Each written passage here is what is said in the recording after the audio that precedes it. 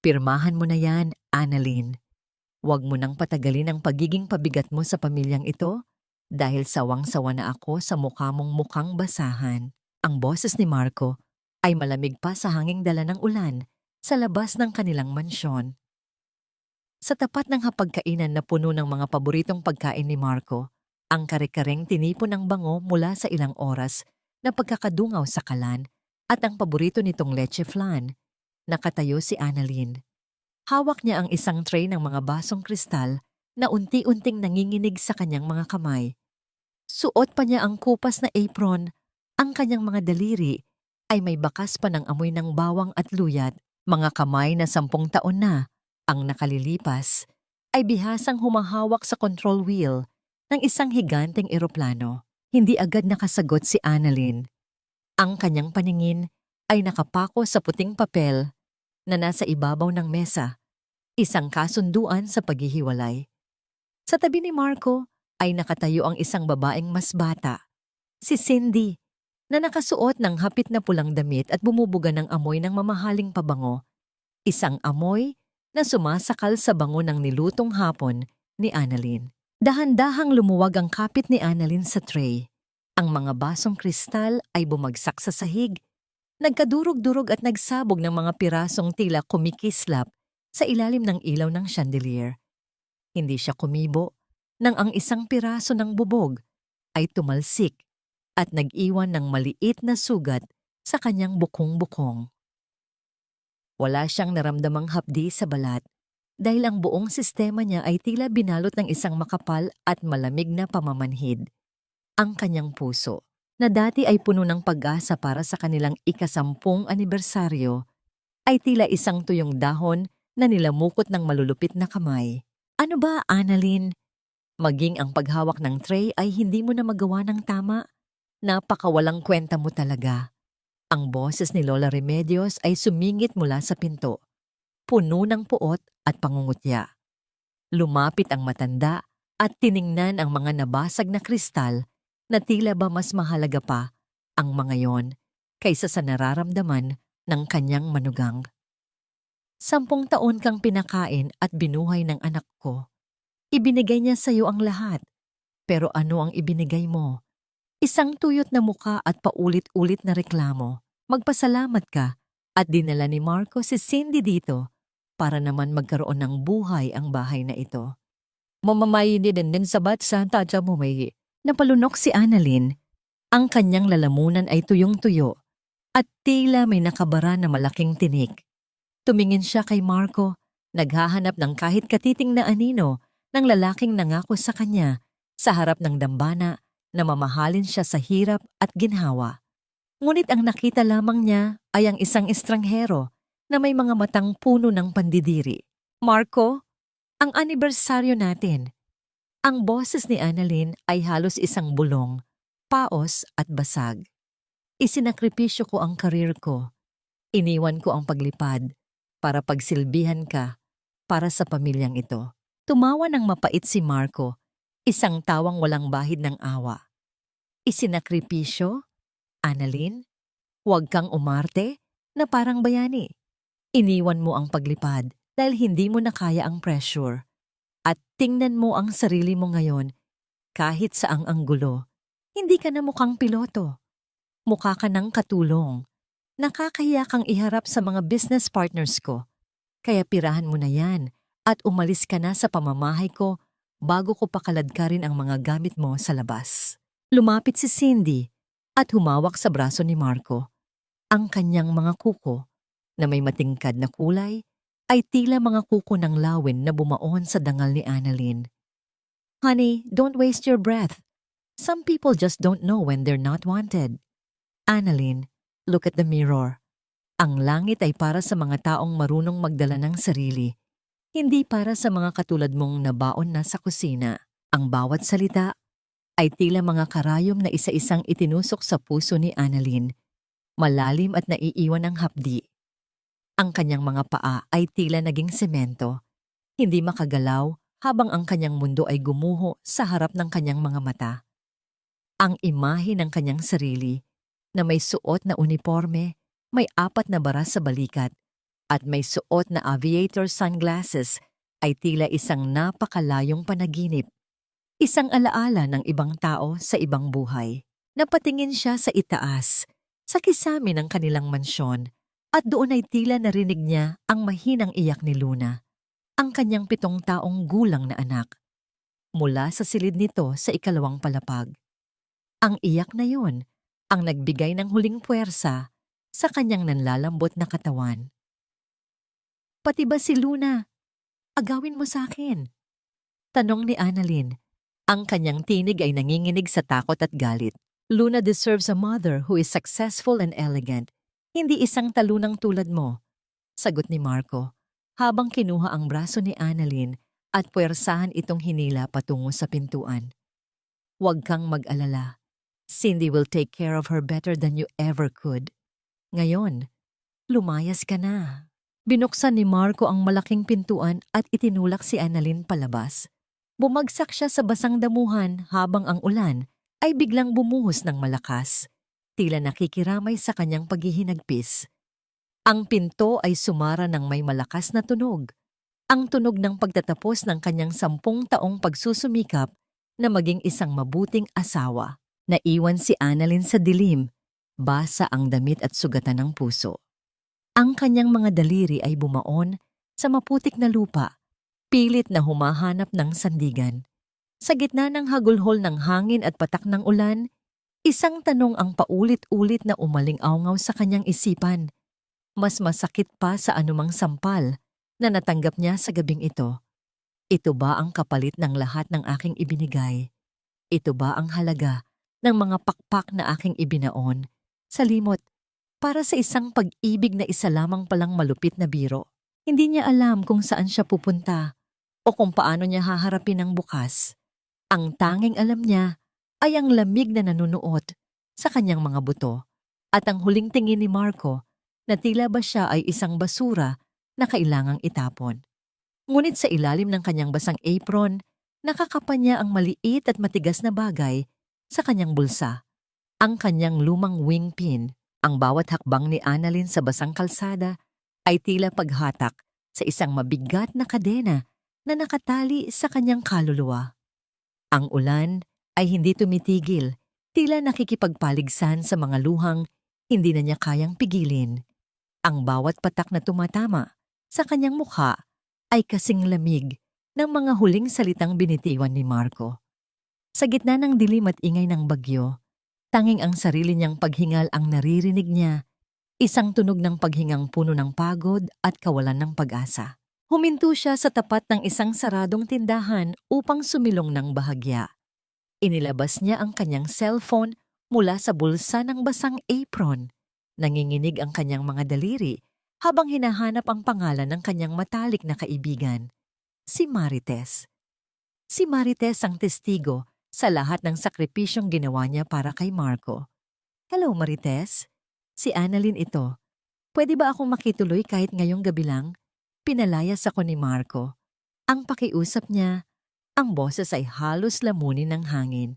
Ngunit ang sagot sa kabilang linya ay hindi ang mainit na pagtanggap na inaasahan niya. Naku, Annalyn, tumawag na rito si Marco kanina. Sinabi niya na kapag tinulungan ka namin, idadamay niya ang negosyo ng asawa ko. Pasensya ka na, Mare. Ayaw namin ng gulo.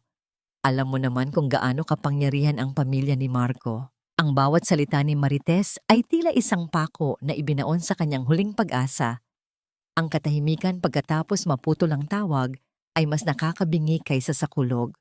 Napagtanto ni Annalyn na ang mundong binuo niya sa loob ng 10 taon ay isang ilusyon lamang, isang kastilyong buhangin na gumuho sa isang iglap dahil sa utos ng isang taong inakala niyang kanyang kanlungan. Nagpatuloy siya sa paglalakad hanggang sa makarating siya sa isang bahagi ng Pasay kung saan ang mga gusali ay luma at ang hangin ay amoy usok at basang basura.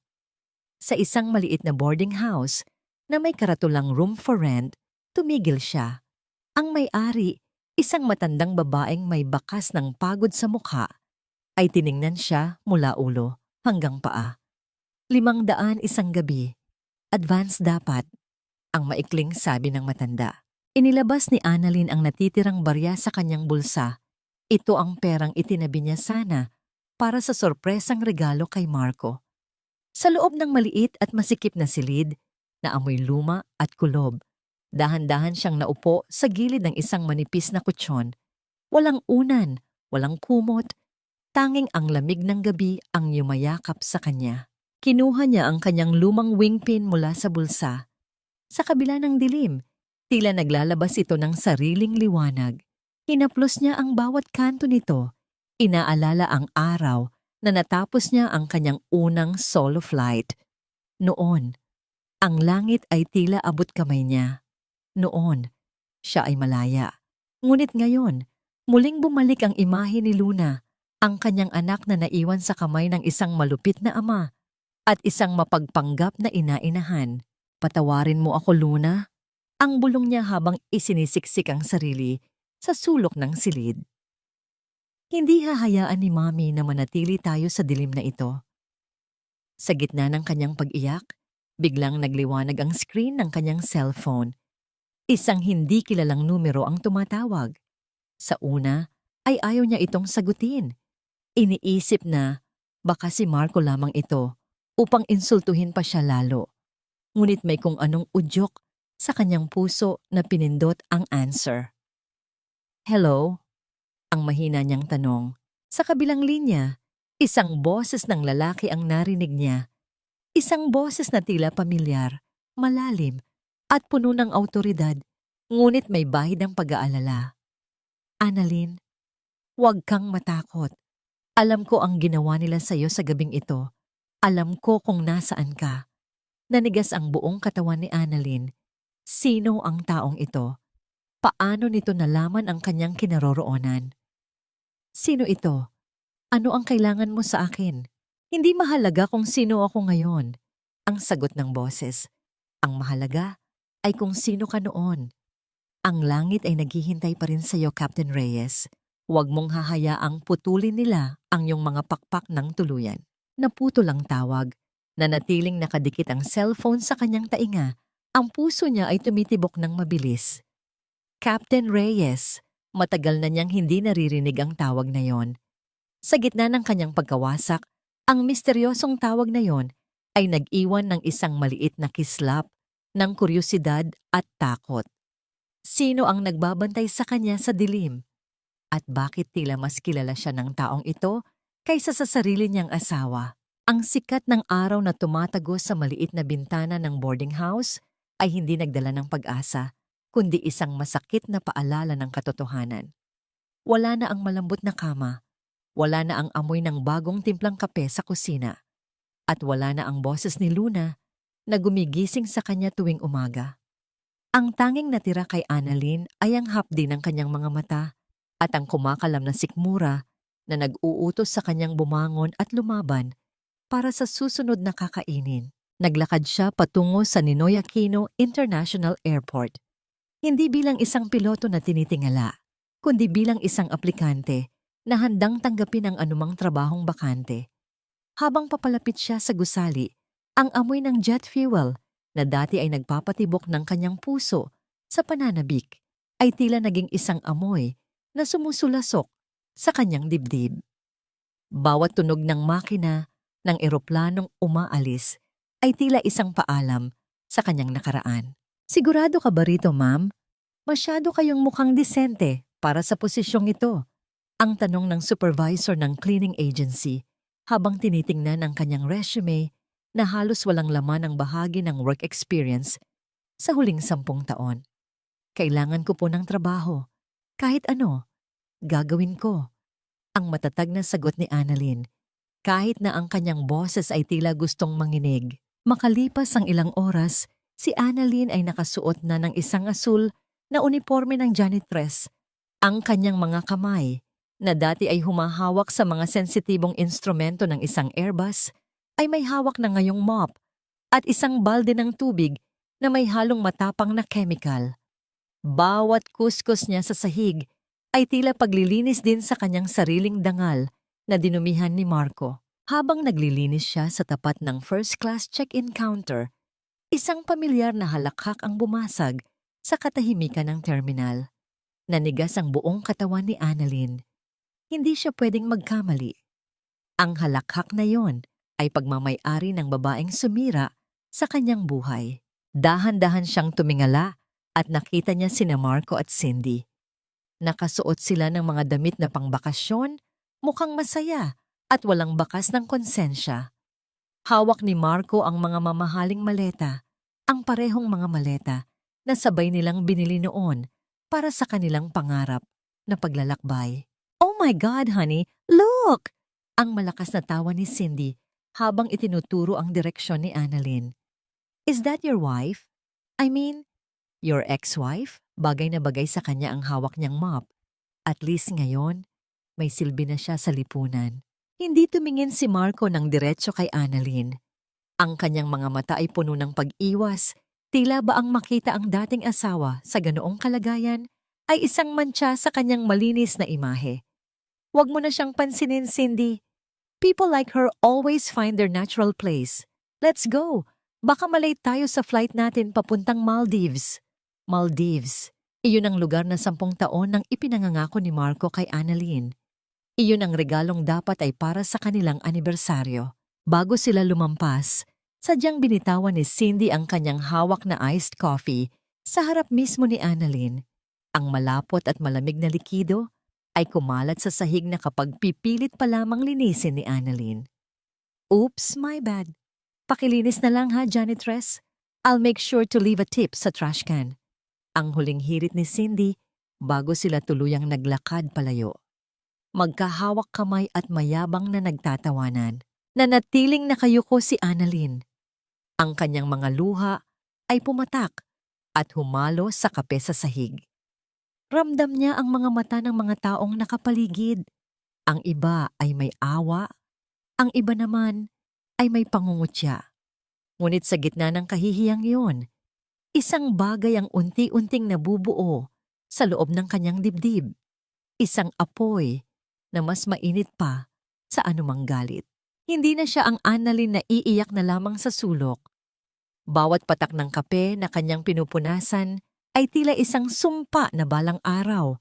Siya naman ang titingalain ng mga taong ito. Nang matapos siyang maglinis, dumaan siya sa tapat ng isang malaking glass wall na nakaharap sa tarmac.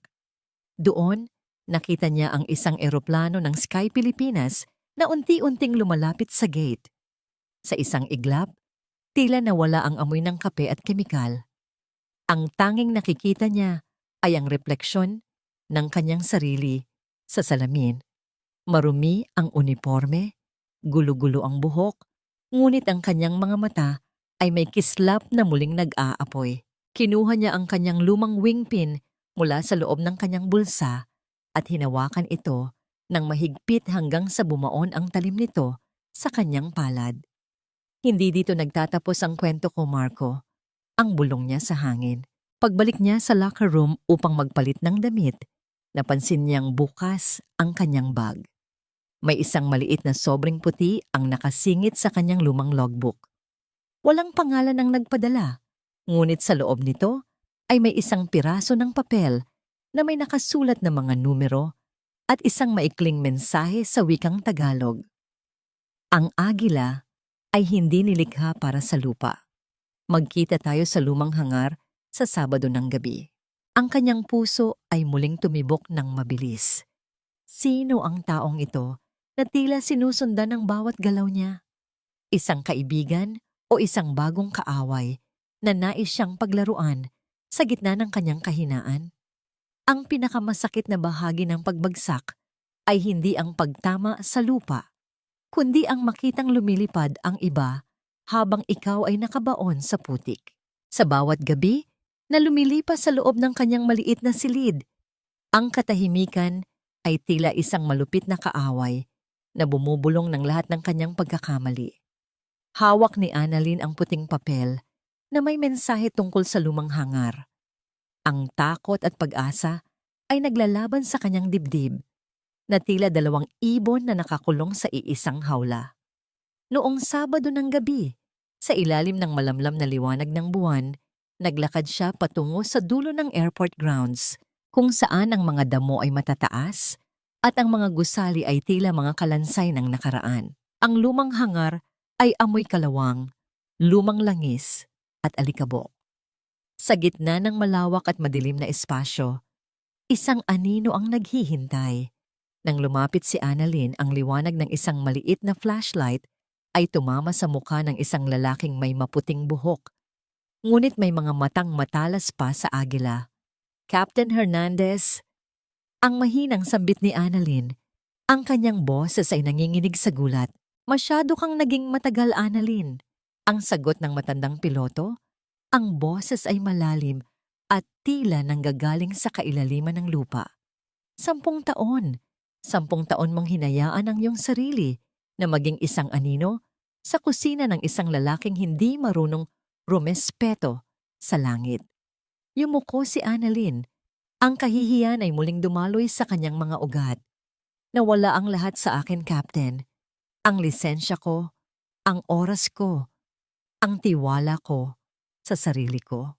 Lumapit si Hernandez at itinuro ang isang lumang Cessna na nakaparada sa sulok, puno ng alikabok, ngunit buo pa rin. Ang eroplano, kahit gaano katagal manatili sa lupa, ay hindi nakakalimot kung paano lumipad. Ang tanong ay kung ang piloto ba ay nakalimot na. Inabot ni Hernandez sa kanya ang isang makapal na libro, isang flight manual na ang mga pahina ay madilaw na. Kung gusto mong bawiin ang iyong anak, kailangan mong bawiin ang iyong sarili. Hindi ka makakalipad gamit ang mga pakpak na puno ng dumi at luha. Mag-aral ka. Magsanay ka. Gamitin mo ang bawat sentimo ng sahod mo para sa iyong mga certification. Mula sa gabing iyon, nagbago ang ikot ng mundo ni Annalyn.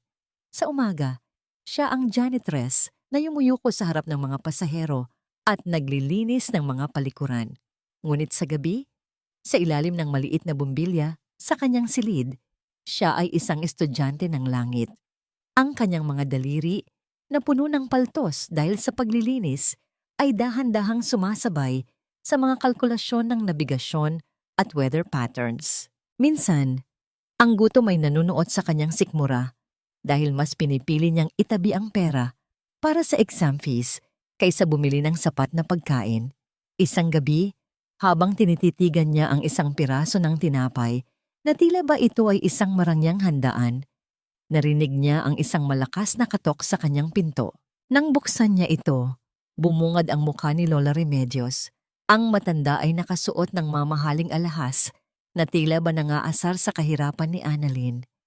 Ang kanyang mukha ay puno ng pandidiri habang tinitingnan ang paligid ng boarding house. Akala ko ba ay naghahanap ka ng trabaho? Isang tagalinis sa airport? Ang panunuya ni Lola Remedios habang tinatakpan ng kanyang ilong ng isang panyong may burda. Marco was right. Dito ka talaga nababagay, sa gitna ng basura. Pero ito ang tandaan mo, Annalyn. Huwag na huwag kang magtatangkang lumapit kay Luna. Balak naming dalhin ang bata sa Amerika para doon na mag-aral kasama sina Marco at Cindy. Hindi namin hahayaan na magkaroon siya ng nanay na isang hamak na janitress. Amerika? Ang bulong ni Annalyn. Ang kanyang puso ay tila pinipiga ng isang dambuhalang kamay. Hindi niyo pwedeng gawin yan. Nanay ako ni Luna. Wala kang karapatan dahil wala kang pera. Ang huling salita ng matanda bago siya tumalikod at naglakad palayo.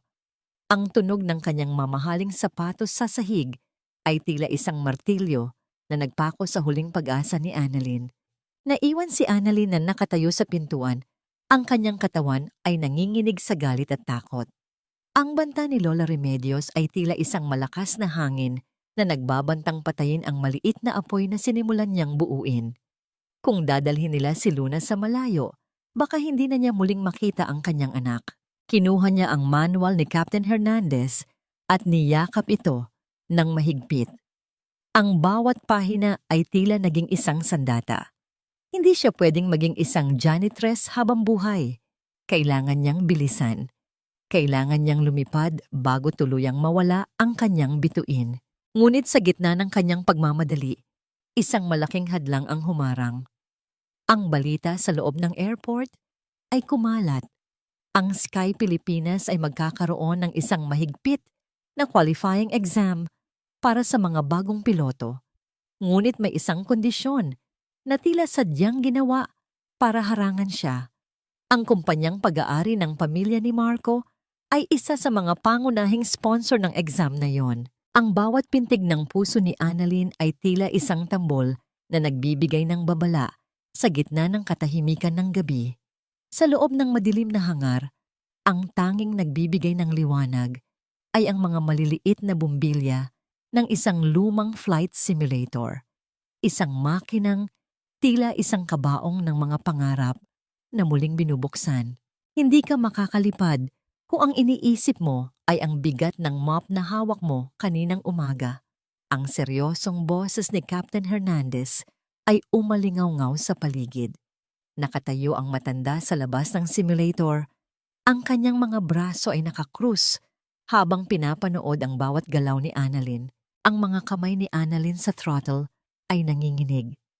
Sa kanyang isipan, hindi ang dashboard ng eroplano ang kanyang nakikita, kundi ang mapang aping mukha ni Marco at ang tawa ni Cindy. Sa tuwing susubukan niyang itaas ang altitude ng virtual na eroplano, tila may mga boses na bumubulong sa kanyang tainga. Mga boses na nagsasabing siya ay isang hamak na janitress lamang, isang babaeng itinapon na ng panahon. "Captain, hindi ko magawa. Ang hirap." Ang bulong ni Annalyn, ang kanyang pawis ay tumatulo mula sa kanyang noo patungo sa kanyang mga mata. Ang pakiramdam ng claustrophobia ay unti-unting sumasakal sa kanya. Ang bawat switch sa panel ay tila naging mga matatalim na salitang binitiwan ni Lola Remedios. Biglang pinatay ni Hernandez ang makina. Ang biglaang katahimikan ay mas masakit pa sa ingay ng simulator. Binuksan ng matanda ang pinto at tinitigan ng malalim si Annalyn. "Annalyn, makinig ka." Ang takot ay parang hangin sa ilalim ng pakpak. Kung hindi mo ito gagamitin para umangat, ito ang dudurog sa'yo. Alam ko ang iniisip mo. Alam ko na ang pamilya ni Marco ang nagpopondo sa scholarship program ng Sky Pilipinas. Pero ang hindi nila alam, hindi lahat ng tao sa loob ng kumpanyang yon ay nababayaran ng pera. Ang makahulugang pahayag ng matanda. Dahan-dahang lumabas si Annalyn mula sa simulator. Ang kanyang mga binti ay tila jelo sa lambot. Naupo siya sa isang lumang kahoy na crate at kinuha ang kanyang bag. Doon, sa ilalim ng kanyang mga libro, ay nakita niya ang isang gusot na piraso ng papel. Isa itong drawing ni Luna. Isang larawan ng isang babaeng may malalaking pakpak at isang bata na nakahawak sa kamay nito. Sa ilalim ng drawing ay may nakasulat na, "Lipad, Mami. Sunduin mo ako." Ito ang kanyang golden moment. Hinaplos niya ang papel at sa isang sandali, ang amoy ng kape at basura sa airport ay napalitan ng amoy ng buhok ni Luna. Ang hapdi ng kanyang mga palto sa kamay ay tila naging kiliti na lamang. Isang banayad na ngiti ang sumilay sa kanyang mga labi. Isang ngiting puno ng determinasyon na hindi kayang tapatan ng anumang yaman ni Marco. "Sino ang tinutukoy niyo, Captain? Sino ang kakampi natin sa loob?" Ang tanong ni Annalyn. Ang kanyang boses ay mas matatag na ngayon. Isang dating technician na tinulungan ko noon. Siya ang may hawak ng mga records ng qualifying exam. Sinabi niya sa akin na may utos si Marco na i-blacklist ang pangalan mo sa oras na mag-apply ka. Ngunit may isang paraan. Ang sagot ni Hernandez habang may iniabot na isang maliit na ID card. "Gagamitin mo ang iyong dalagang pangalan, Annalyn Reyes, at ang records mo nung ikaw ay nasa flight school pa ay itatago natin sa ilalim ng isang lumang file na hindi na nila sinusuri." Ngunit bago pa makasagot si Annalyn, isang tunog ng paparating na sasakyan ang narinig nila mula sa labas ng hangar. Ang liwanag ng headlight ay tumagos sa mga siwang ng pinto, tila mga daliri ng isang higanteng naghahanap ng biktima. "Mabilis! Magtago ka!" Ang pabulong na utos ni Hernandez. Sumiksik si Annalyn sa likod ng isang malaking tangke ng langis. Mula sa kanyang pinagtataguan, nakita niya ang pagbukas ng pinto ng hangar. Ang pumasok ay hindi isang gwardiya, kundi si Marco. Ang kanyang mamahaling leather shoes ay lumilikha ng isang mabigat at nakakatakot na tunog sa sementadong sahig. Captain Hernandez, alam kong narito ka. Ang boses ni Marco ay puno ng kapangyarihan at pagbabanta. Nakarating sa akin ang balita na may mga taong gumagamit ng lumang hangar na ito sa gabi at may nakakita sa isang babaeng kamukha ng dati kong asawa na paligid-ligid dito. Gusto ko lang ipaalala sa iyo, Captain. Ang hangar na ito ay bahagi ng lupaing binili ko na at anumang basura na makita ko rito ay itatapon ko ng diretso sa kulungan. Pigil ang hininga ni Annalyn. Ang kanyang puso ay tumitibok ng sobrang lakas na tila maririnig ito ni Marco. Ang amoy ng mamahaling tabako ni Marco ay humalo sa amoy ng langis. Isang kombinasyon na nagpabalik ng lahat ng kanyang trauma. Wala rito ang hinahanap mo, Mr. Manalo. Ang kalmadong sagot ni Hernandez. Matanda na ako at ang tanging kasama ko rito ay ang mga alaala ng mas magandang panahon. Ngumiti ng nakakaasar si Marco. Inilibot niya ang kanyang paningin sa paligid hanggang sa huminto ang kanyang mga mata sa direksyon ng tangke ng langis kung nasaan si Annalyn. Dahan-dahan siyang naglakad patungo rito. Ang bawat hakbang ay tila isang hatol ng kamatayan para sa mga pangarap ni Annalyn. Talaga ba? Bakit may nakikita akong asul na tela na nakalitaw dito? Ang tanong ni Marco habang iniuunat ang kanyang kamay upang hatakin ang anumang nasa likod ng tangke. Mas bagay sa iyo ang lumuhod sa paanan ko, Annalyn, kaysa ang humawak ng control wheel ng eroplano. Diyan ka lang sa baba, kasama ng alikabok at dumi, dahil doon ka naman talaga nararapat. Ang boses ni Cindy ay matalas at puno ng lason. Umalingaw-ngaw sa loob ng marangyang VIP lounge ng airport. Sa paanan ng babaeng Hulyo ay nakaluhod si Annalyn. Suot ang kanyang asul na uniforme ng janitress. Hawak niya ang isang basang-basahan, pilit na pinupunasan ang talsik ng malapot na orange juice sa mamahaling sapatos ni Cindy. Isang mabalasik na kabalintunaan. Ang mga kamay na dating nagliligtas ng daan-daang buhay sa himpapawid ay narito ngayon, tila isang alipin na naglilinis ng bakas ng kapritsyo ng babaeng umagaw sa kanyang asawa. Hindi kumikibo si Annalyn, ngunit ang kanyang buong katawan ay nanginginig sa kailaliman ng kanyang pagkatao. Ramdam niya ang bawat mata ng mga elite na pasahero na nakatingin sa kanya. Ang ilan ay may awa, ngunit karamihan ay may pandidiri. Ang kanyang lalamunan ay tila punong-puno ng tuyong buhangin, mahapdi at mahirap lunukin. Ang bawat kuskos niya sa sapatos ni Cindy ay tila pagpunit sa natitira niyang dangal. Ang kanyang paningin ay lumalabo, hindi dahil sa dumi sa sahig, kundi dahil sa mga luhang pilit niyang ibinabaon sa kanyang kalooban. Ano? Pipi ka na rin ba? Ang muling panunukso ni Cindy, sabay sadyang itinaas ang kanyang paa at itinulak ang balikat ni Annalyn. Nawalan ng balanse ang bansa at napaupo sa malamig na sahig. Ang tunog ng kanyang pagbagsak ay sinundan ng malakas na tawanan ni Cindy at ng kanyang mga kaibigang sosyal. Sa gitna ng kahihiyang ito, nararamdaman ni Annalyn ang isang munting bagay sa loob ng kanyang bulsa na tumutusok sa kanyang balat. Ang maliit na hairpin ni Luna na may hugis bituin. Ang matulis na dulo nito ay tila isang paalala na sa kabila ng lahat ng putik na ipinupukol sa kanya, siya pa rin ang langit para sa kanyang anak. Ito ang kanyang golden moment, ang pagpikit ng kanyang mga mata at ang panandaliang paglanghap sa imahinasyong amoy ng buhok ni Luna, isang bango na mas matamis pa sa anumang mamahaling pabango ni Cindy. Ang hapdi sa kanyang balikat ay tila naglaho na palitan ng isang malamig na determinasyon. Dahan-dahang tumayo si Annalyn. Hindi siya yumuko, hindi rin siya umiyak. Tiningnan niya ng diretso si Cindy. Ang kanyang mga mata ay tila dalawang malalim na lawa na puno ng namumuong bagyo. Ang dumi sa sapatos mo, Cindy. Madaling linisin ng sabon at tubig. Ang boses ni Annalyn ay mahinahon, ngunit may bigat na tila isang bumabagsak na bato. Pero ang dumi sa konsensya mo, kahit ubusin mo pa ang lahat ng pabango sa mundo, hinding-hindi mo maikakaila ang baho nito. Napatigil sa pagtawa si Cindy. Ang kanyang muka ay namula sa galit. Anong sabi mo? Isang hamak na tagalinis lang ang tingin mo sa sarili mo at nagagawa mo akong sagutin? Bago pa makakilos si Annalyn, isang mabilis na paggalaw ng kamay ni Cindy ang bumalandra sa hangin. Ang tunog ng palad na tumama sa pisngi ni Annalyn ay umalingaw-ngaw sa buong lounge, tila isang pagsabog ng dinamita sa gitna ng katahimikan.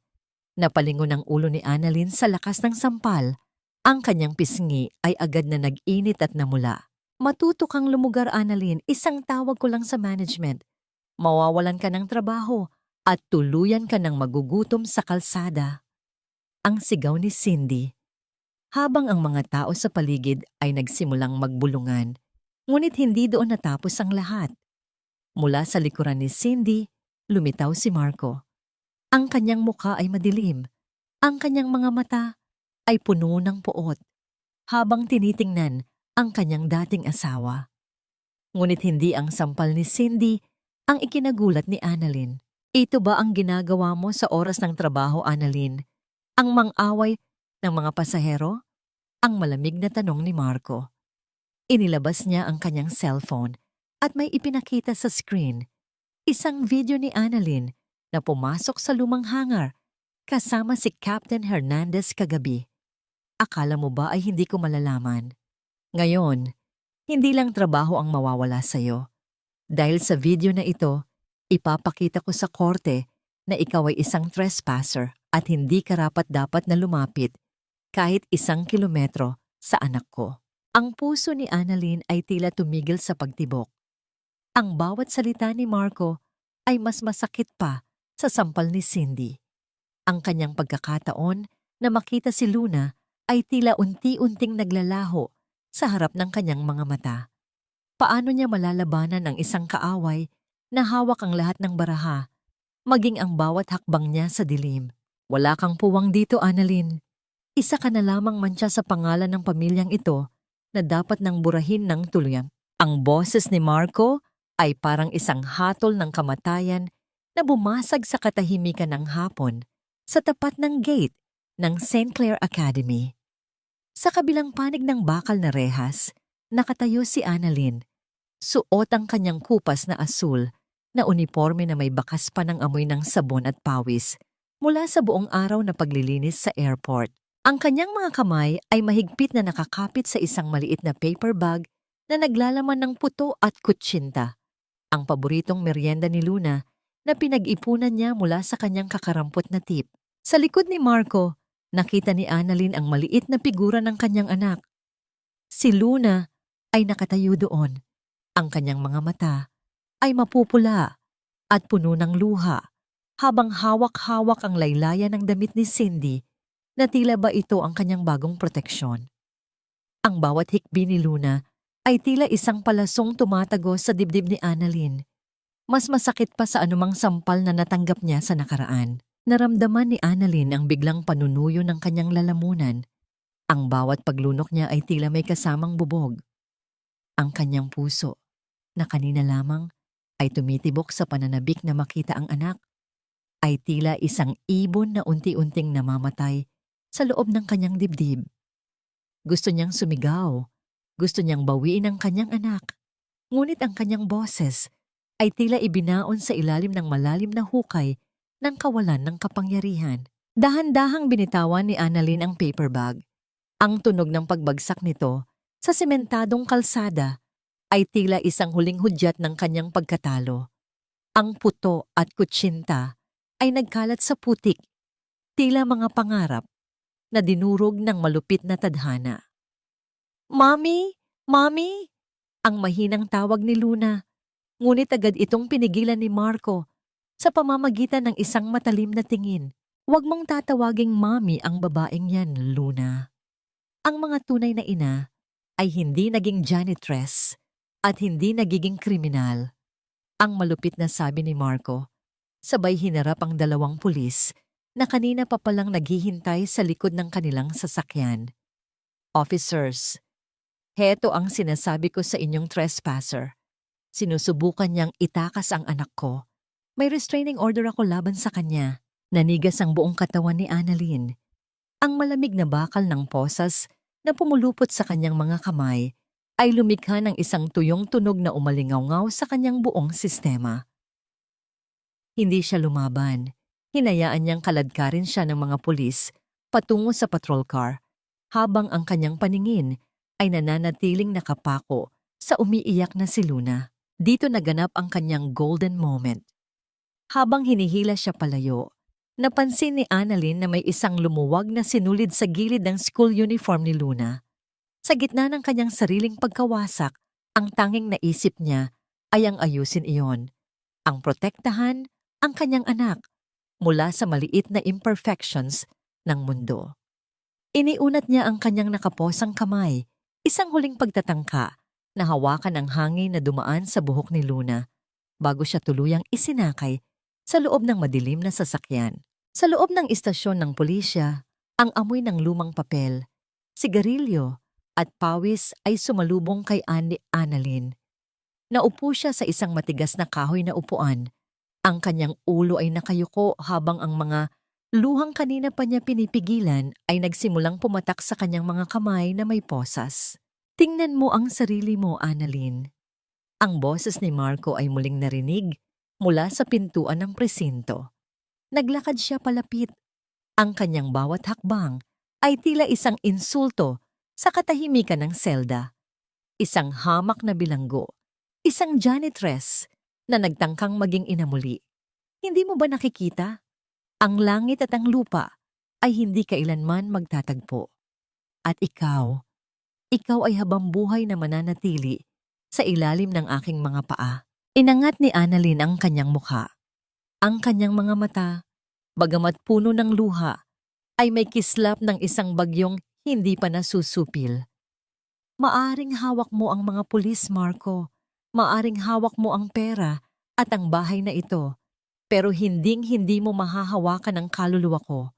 Ang bawat patak ng luha ko ngayon ay magiging dagat na lulunod sa iyo balang araw. Tumawa si Marco, isang tawang puno ng kayabangan at kawalang hiyaan. Inilabas niya ang kanyang pitaka at naghulog ng ilang libong piso sa harap ni Annalyn, tila ba nagbibigay ng limos sa isang pulubi. Gamitin mo yan para sa bail mo kung papayagan ka ng judge. Pero tandaan mo ito, sa susunod na lumapit ka kay Luna, sisiguraduhin kong hindi ka na makakalabas ng selda na ito ng buhay. Umalis si Marco. Iniwan si Annalyn sa gitna ng ingay ng presinto at sa lamig ng bakal. Sa labas, ang ulan ay muling bumuhos, tila isang panalangin na hindi matapos-tapos. Sa gitna ng kanyang pag-iisa, isang tanong ang patuloy na bumabagabag sa kanyang isipan. Isang tanong na may kasamang pait at takot. Paano niya maipaglalaban ang kanyang anak kung ang bawat hakbang niya patungo sa katarungan ay nagiging dahilan ng kanyang sariling pagkabilanggo? Ngunit sa gitna ng kadiliman, narinig niya ang boses ng isang matandang pulis na lumapit sa kanyang selda. May tumawag para sa iyo, Miss Reyes.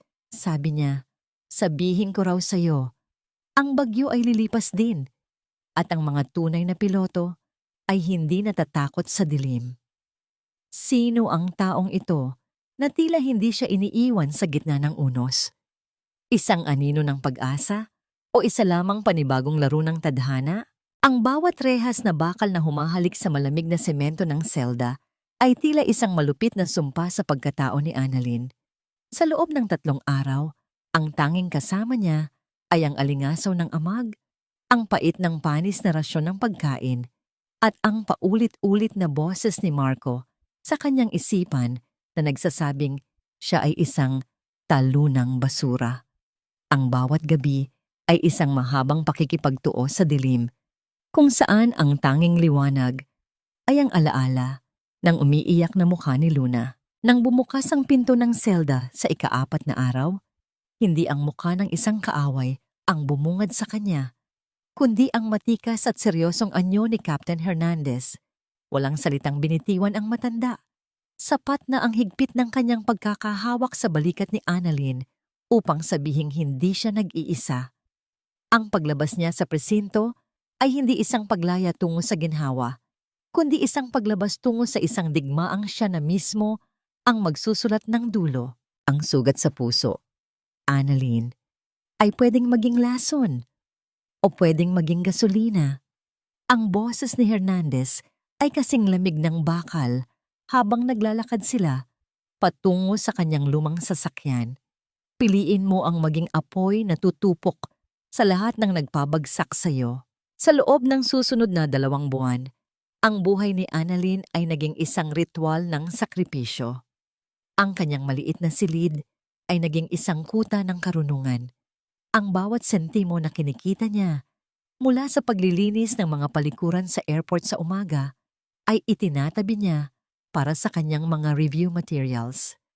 May mga gabi na ang tanging hapunan niya ay mainit na tubig na may kaunting asin habang ang kanyang mga mata ay halos pumikit na sa pagod sa pagbabasa ng mga komplikadong formula ng aerodynamics sa ilalim ng isang aandap-andap na bombilya. Dito naganap ang kanyang golden moment. Isang hating gabi, habang ang kanyang mga daliri ay nanginginig sa gutom, napansin niya ang isang maliit na bakas ng tinta sa kanyang palad. Isang mantsa mula sa kanyang ballpen na nagmukhang isang maliit na ibon. Hinaplos niya ang mantsyang iyon at sa isang sandali, tila naramdaman niya ang maliliit na kamay ni Luna na humahawak sa kanyang palad. Ang gutom ay napalitan ng isang kakaibang busog sa espiritu. Ang bawat paltos sa kanyang kamay mula sa paghawak ng mop ay tila naging mga medalya ng karangalan. Dumating ang araw ng qualifying exam para sa Sky Pilipinas. Pagpasok niya sa malawak na hall, ang lahat ng mata ay nakatuon sa kanya. Ang mga kasabayan niya ay mga kabataang lalaki at babae na amoy mamahaling pabango, mga anak ng mayayaman, at mga bagong graduate na ang mga uniforme ay plansadong-plansado. Sa gitna nila, si Annalyn ay nakatayo sa kanyang luma, ngunit malinis na puting blusa. Ang kanyang mukha ay walang kolorete, ngunit ang kanyang mga mata ay may kislap na tila isang nagngangalit na bagyo. Isn't she the janitress from Terminal 1? Ang mahinang bulong ng isang kandidato na sinundan ng isang mapanirang hagik-hik. Hindi lumingon si Annalyn. Ang kanyang atensyon ay nasa harap lamang. Nang ibigay ang test booklet, ang bawat tanong ay tila isang pamilyar na kalsada na dinaraanan ng kanyang isipan. Ang 10 taon ng pagiging martir na asawa ay tila nagbigay sa kanya ng isang uri ng pasensya at talas na wala ang sino man sa silid na yon. Ang kanyang ballpen ay mabilis na gumagalaw sa papel, lumilikha ng isang ritmo na tila pintig ng isang makina ng eroplanong handang tsimatkas. Pagkalipas ng 1 linggo, ang resulta ay ipinaskil sa bulletin board ng Sky Pilipinas. Isang malaking pulutong ng mga tao ang nagtipon, puno ng kaba at pananabik. Sa pinakataas ng listahan, sa ilalim ng pangalang Annalyn Reyes, ay nakasulat ang isang score na hindi pa nararanasan sa kasaysayan ng kumpanya. Isang perpektong score, 100%. Ang katahimikan ay bumalot sa paligid nang makita ang kanyang pangalan. Ang mga taong dati ay tumitingin sa kanya nang may pandidiri ay tila hindi makapaniwala. Si Annalyn ay nakatayo sa likuran. Ang kanyang puso ay tumitibok ng mabilis, hindi dahil sa kaba, kundi dahil sa isang matamis na tagumpay na sa wakas ay nalasap na niya. Ngunit ang tagumpay na ito ay may kasamang malaking panganib. Sa isang opisina sa itaas na palapag, hawak ni Marco ang kopya ng resulta. Ang kanyang mukha ay tila naging isang maskara ng galit habang binabasa ang pangalan ng babaeng inakala niyang nabaon na niya sa lupa.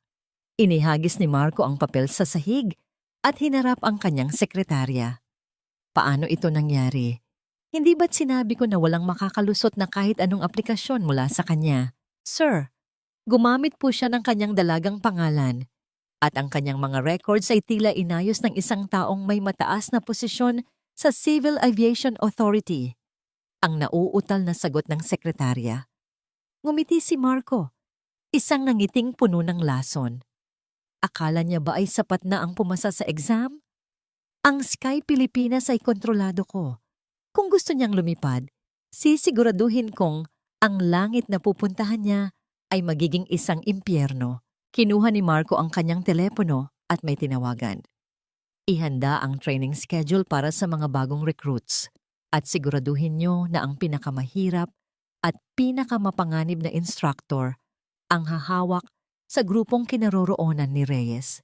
Gusto kong makita kung gaano katibay ang mga pakpak ng janitress na ito. Samantala, sa labas ng gusali, tiningnan ni Annalyn ang langit. Ang sikat ng araw ay tumama sa kanyang muka, mainit at puno ng pangako. Hawak niya sa kanyang bulsa ang isang sulat, ang kanyang appointment letter bilang isang cadet pilot.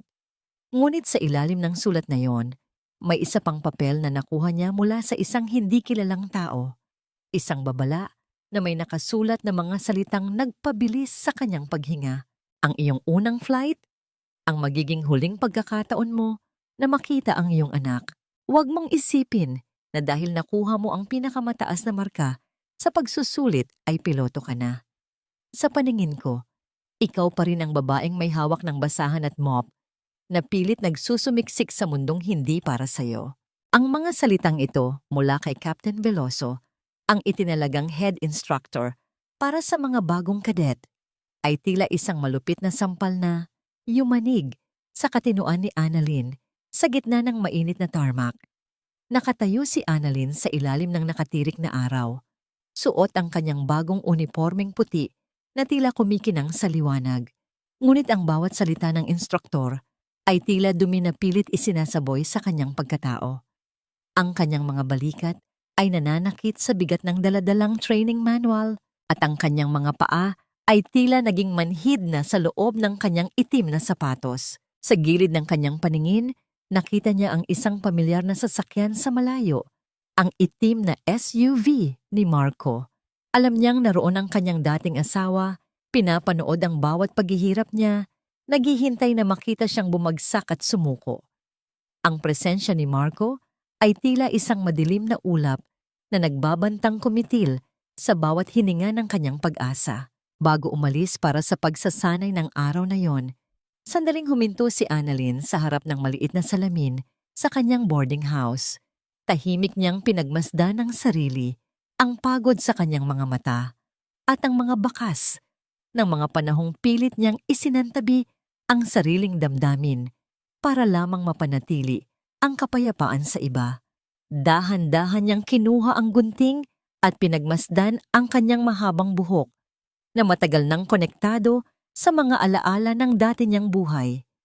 Sa maingat na pagputol ng ilang hibla, pakiramdam niya ay unti-unti rin niyang iniiwan ng sakit, pagdududa at mga inaasahang matagal niyang pinasan. Habang nahuhulog ang mga hibla sa sahig, may kakaibang gaan siyang naramdaman. Hindi nito binura ang kanyang mga pinagdaanan, ngunit nagsilbi itong simbolo ng isang bagong simula, isang paalala na may karapatan siyang buuin muli ang sarili niyang pagkatao ayon sa gusto niyang direksyon. Pagharap niyang muli sa salamin, hindi pa rin perpekto ang kanyang mundo. Ngunit sa unang pagkakataon, matapos ang mahabang panahon, nakita niya ang isang bersyon ng sarili na handang lumaban para sa sariling kinabukasan. Ang tunog ng gunting na pumuputol sa bawat hibla ay tila tunog ng paglagot sa mga kadenang gumagapos sa kanya sa nakaraan. Ang bawat hibla ng buhok na nalalaglag sa sahig ay tila mga taon ng pagtitiis at pasakit na kanyang itinatapon. Nang matapos siya, ang kanyang buhok ay maikli na, hanggang balikat, matalas ang tabas, at mas lalong nagpalitaw sa tapang ng kanyang mga mata. Ito ang kanyang muling pagsilang. Ang Annalyn na laging nakayuko ay wala na. Ang narito ngayon ay si Cadet Reyes, ang babaeng handang makipagbakbakan sa hangin at sa mga taong nais siyang ibagsak. Sa loob ng flight simulation room, ang tensyon ay kasing bigat ng isang paparating na bagyo. Si Captain Veloso, na tila binabayaran ni Marco upang gawing impyerno ang buhay ni Annalyn, ay hindi tumitigil sa pagbibigay ng mga imposibleng senaryo sa kanyang simulation test.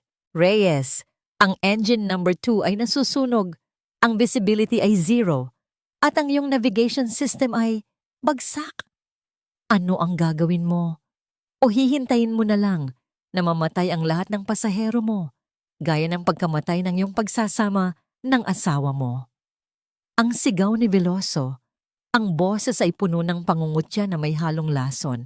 Ang mga kamay ni Annalyn sa control wheel ay basa na ng pawis, ngunit ang kanyang isip ay tila isang malinaw at kalmadong lawa.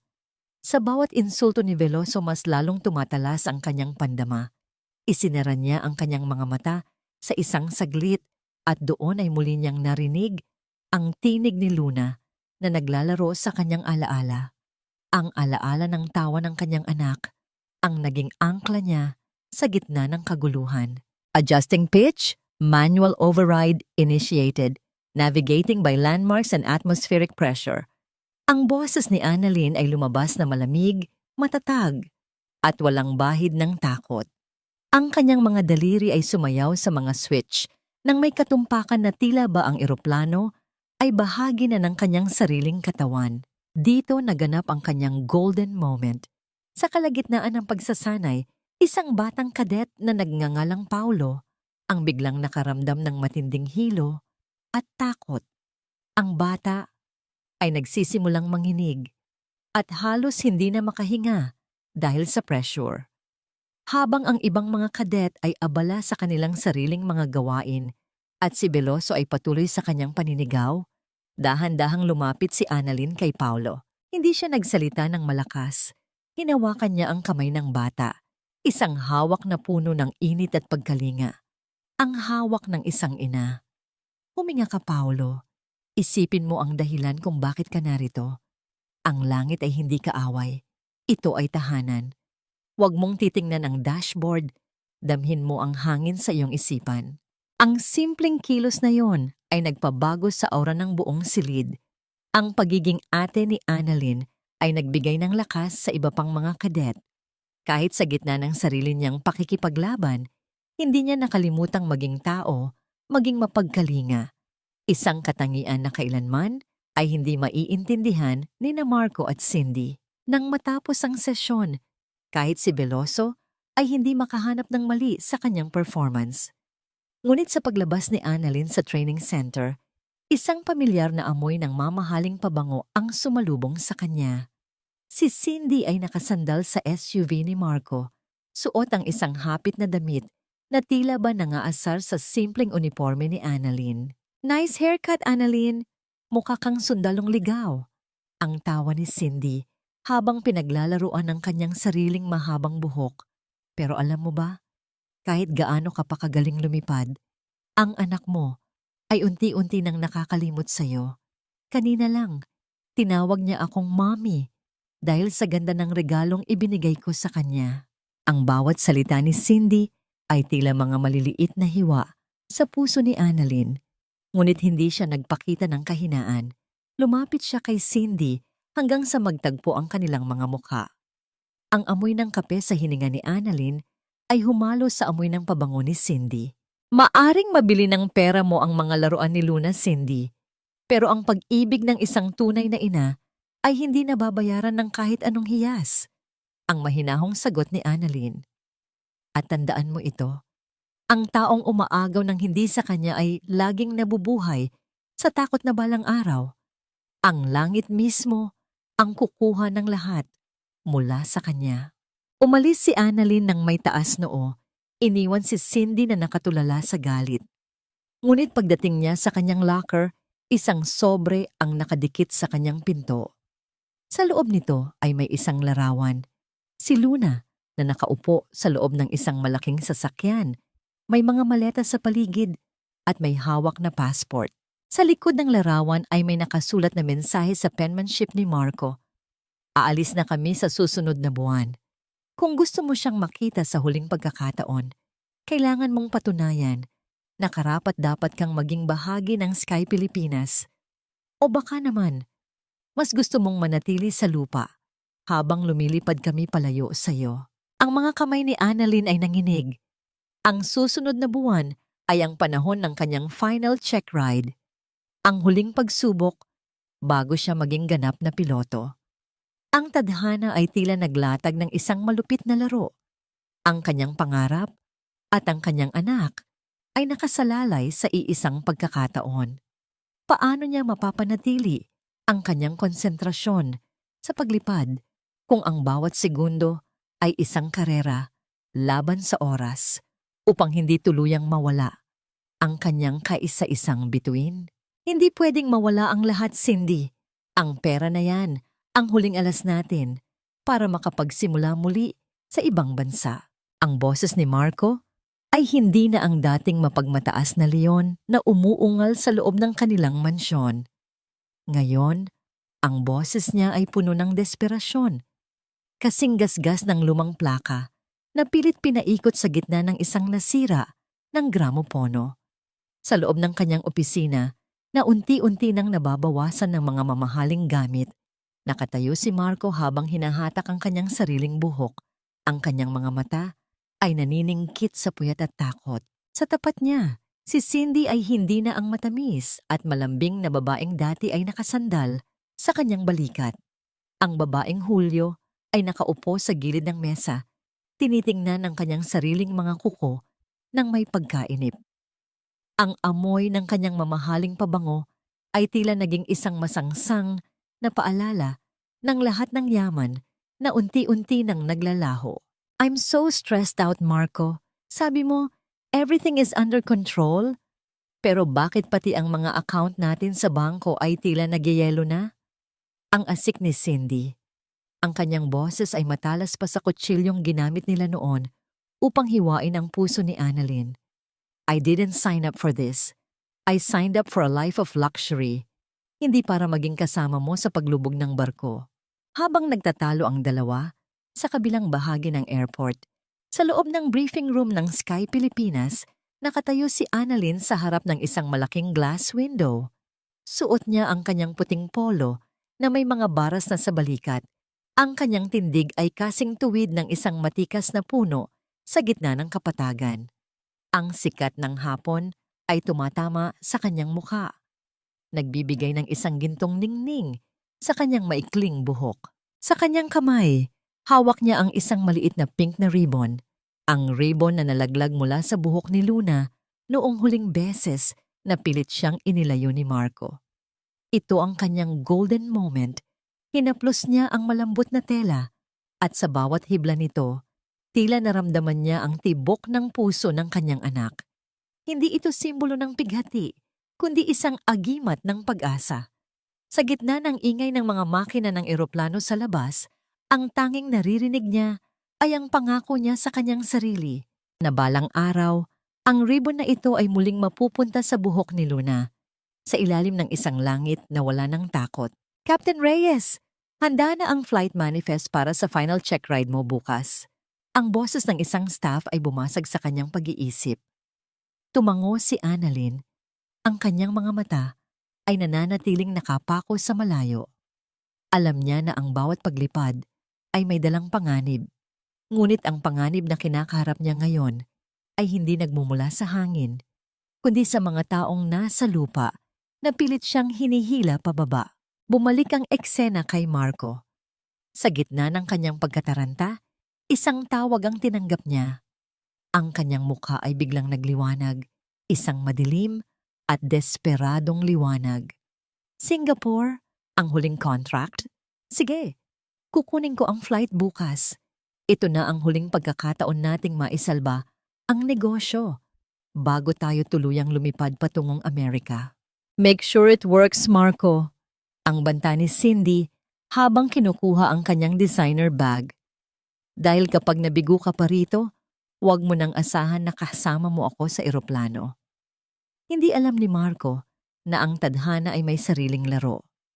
Ang kumpanyang kamiting niya sa Singapore ay may malapit na ugnayan sa misteryosong tao na tumutulong kay Annalyn.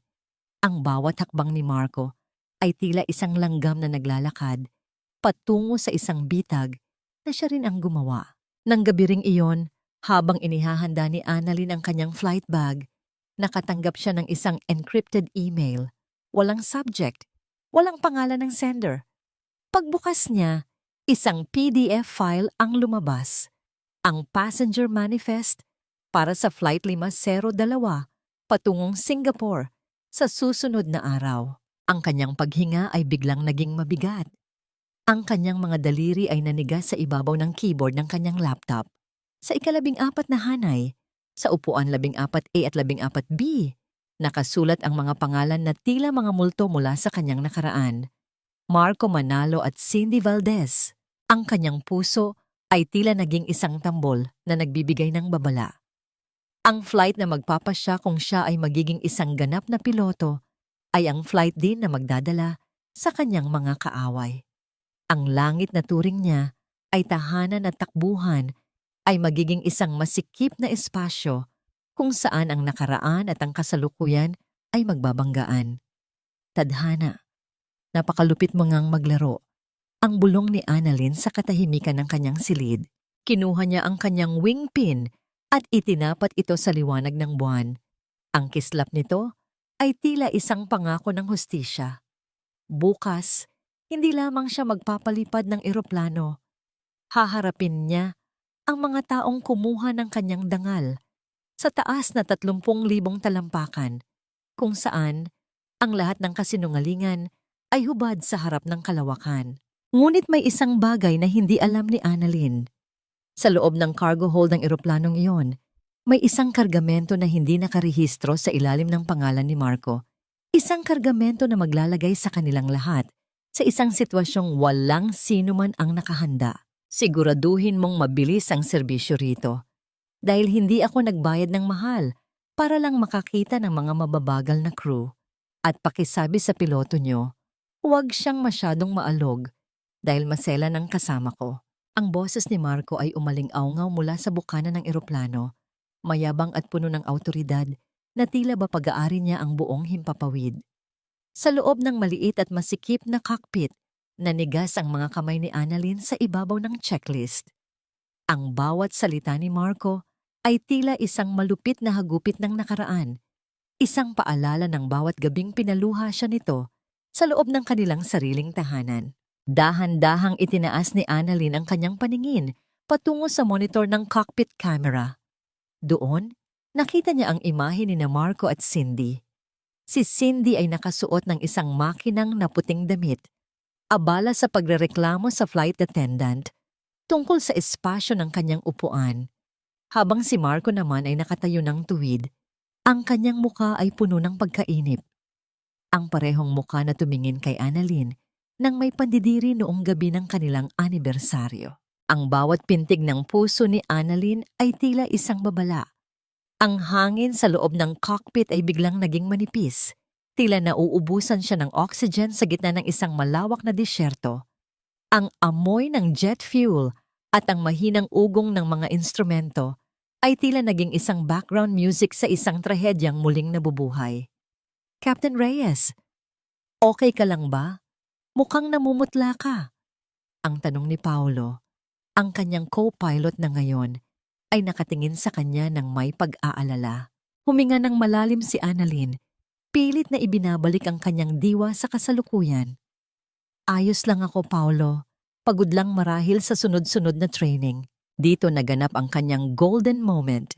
Sa gitna ng kanyang panginginig, dahan-dahang hinawakan ni Annalyn ang kanyang wristwatch, ang lumang relos na ibinigay sa kanya ng kanyang ama bago ito pumanaw. Ang bawat gasgas sa gilid ng relos ay tila isang mapa ng kanyang pagtitiis. Hinaplos niya ang salamin nito at sa isang sandali, tila naramdaman niya ang init ng kamay ng kanyang ama na nagsasabing, ang langit ay hindi para sa mga matatakutin, anak. Ang lamig sa kanyang mga kamay ay napalitan ng isang mainit na determinasyon. Ang bawat butones sa kanyang uniforme ay tila naging isang baluti na nagtatanggol sa kanyang puso mula sa mga palaso ni Marco. Ipinikit ni Annalyn ang kanyang mga mata at inisip si Luna. Inisip niya ang bawat sakripisyong ginawa niya upang makarating sa upuang ito. Ang bawat palikuran na nilinis niya, Ang bawat insultong nilunok niya, ang lahat ng yon ay para sa pagkakataong ito. Crew, arm doors, and cross-check. Ang boses ni Annalyn ay lumabas sa intercom. Malamig at walang bahid ng emosyon, bagamat sa loob niya ay may isang nagngangalit na apoy. Narinig niya ang tunog ng mabigat na pintuan ng eroplano na sumasara. Isang tunog na tila nagkukulong sa kanya kasama ang kanyang mga multo sa loob ng isang bakal na ibon. Wala nang balikan. Ang Sky Pilipinas Flight 502 ay handa na para sa pushback. Habang ang eroplano ay unti-unting gumagalaw sa tarmac, tiningnan ni Annalyn ang passenger manifest na nakadikit sa kanyang clipboard. Ang pangalang Marco Manalo at Cindy Valdez ay tila mga itim na mantsa sa puting papel. Sa loob ng ilang oras, ang buhay ng 2 taong sumira sa kanya ay nakasalalay sa kanyang mga kamay. Sila ay nasa likod, komportableng nakaupo, hindi alam na ang babaeng tinawag nilang walang kwenta at janitress ang siyang nagdadala sa kanila sa kaitaasan. Tower, Sky Pilipinas 502 request taxi to runway 06, ang matatag na tawag ni Annalyn sa radio. Sky Pilipinas 502, taxi to runway 06, cleared for takeoff, wind calm, visibility clear. Ang sagot ng tower, itinulak ni Annalyn ang throttle ng dahan-dahan. Ang tunog ng mga makina ay tumaas, isang ungol na tila isang hayop na handang kumawala. Habang ang eroplano ay bumibilis sa runway, naramdaman ni Annalyn ang bigat ng gravity na humahatak sa kanyang katawan patungo sa upuan. Ang lahat ng sakit, ang lahat ng galit, at ang lahat ng pait ay tila sumasabay sa lakas ng makina. Ngunit sa gitna ng kanilang pag-akyat, isang pulang ilaw ang biglang kumislap sa dashboard. Isang babala na hindi kasama sa plano. Isang babala na nagmumula sa cargo hold ng eroplano. Paolo, check the cargo temperature sensor. Bakit biglang tumataas ang init sa likod? Ang utos ni Annalyn, ang kanyang tinig ay may bahid na ng kaba. Hindi alam ni Annalyn. Sa upuan sa likod, si Marco ay nakangiti habang tinitingnan ang kanyang relo. Isang lihim na kargamento ang nasa ilalim nila. Isang kargamento na hindi para sa Singapore, kundi para sa isang mas madilim na layunin. Ang langit na inaasahan niyang magiging saksi sa kanyang tagumpay ay tila naghahanda ng isang bitag na mas malupit pa sa kanyang nakaraan. Captain, hindi ito biro. Ang temperature sa cargo hold ay mabilis na umaakyat sa critical level. May usok na ring nadedetect ang mga sensor. Ang boses ni Paolo ay puno ng takot. Kasing bilis ng mga pulang ilaw na kumikislap sa dashboard ng cockpit. Ang bawat ilaw ay tila mga nanunuring mata na naghihintay sa pagkakamali ni Annalyn. Sa labas ng bintana, ang langit na kanina ay payapa, ay biglang binalot ng makakapal at madidilim na ulap. Isang nagbabantang super typhoon na tila sadyang humarang sa kanilang landas patungong Singapore. Naramdaman ni Annalyn ang isang malamig na pawis na gumagapang mula sa kanyang batok patungo sa kanyang likuran na ang kanyang mga kamay sa control wheel ay tila gustong manghina. Ang bawat pagyanig ng eroplano ay tila isang malakas na hampas sa kanyang natitirang kumpiyansa. Sa kanyang isipan, biglang bumalik ang boses ni Marco. Hindi mo kaya ang pressure, Annalyn. Mahina ka. Sa kabilang panig ng cockpit door, sa loob ng marangyang business class, nakasandal si Marco habang iniikot ang alak sa kanyang baso. Bakit ba masyadong maalog? Sabihin mo sa mga crew, hindi ako nagbayad para maging parang nakasakay sa lumang jeepney. Ang reklamo ni Marco kay Cindy na abala naman sa paglalagay ng lipstick habang nakatingin sa maliit na salamin. I know, right? Baka naman baguhan lang ang piloto.